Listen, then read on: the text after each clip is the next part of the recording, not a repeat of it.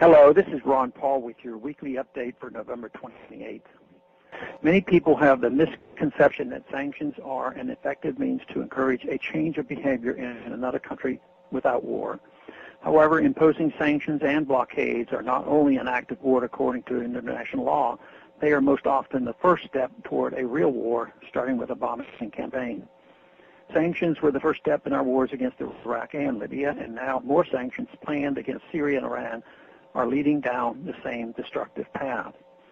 According to the International Atomic Energy Agency's latest report, just out this month, there is no evidence that Iran has diverted enriched uranium for the peaceful and lawful generation of power toward building a nuclear weapon. According to the Nuclear Non-Proliferation Treaty, Iran has every right to develop nuclear energy for peaceful purposes. Unfortunately, U.S. foreign policy has boxed Iran into a corner where they may view development of a nuclear weapon as the only way to maintain sovereignty. They are surrounded by unfriendly nuclear powers, and history has shown that having a nuclear weapon is the best way to avoid being bombed or invaded. The unintended consequences of our confrontational policies toward Iran may be to actually encourage them to seek nuclear weapons capabilities. We should be using diplomacy rather than threats and hostility. Fortunately, there is another way. Nothing promotes peace better than free trade. Countries that trade with each other generally do not make war on each other. As both countries gain economic benefits, they do not want to jeopardize. China is a massive nuclear power, yet it does not seek military confrontation with the United States. Trade is much more profitable. Also, trade and friendship applies much more effective persuasion to encourage better behavior, as does leading by example. Alarmingly, tough new sanctions are under consideration that would also punish Iran's trading partners, including China, Russia, and possibly our NATO allies such as Germany.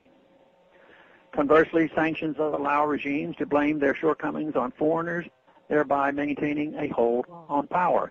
They rarely even inconvenience elites in the target countries. They simply provide a common enemy to rally the people against and undermine all internal dissent. Consider how poorly the embargo has worked against Cuba. Fidel Castro and his regime may be annoyed by the inability to trade with their neighbors just 90 miles away, but American businessmen also lose out in the bargain.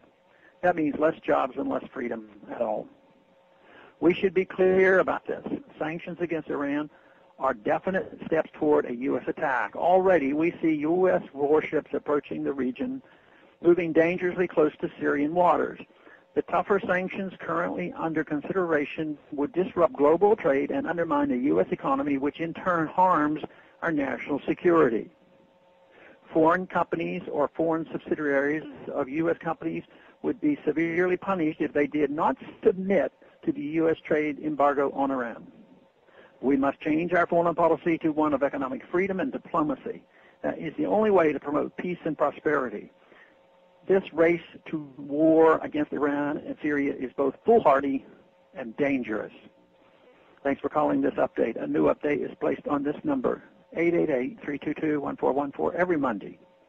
The written text can be found on my website, www.house.gov/Paul under the heading Texas Straight Talk. Thanks for calling.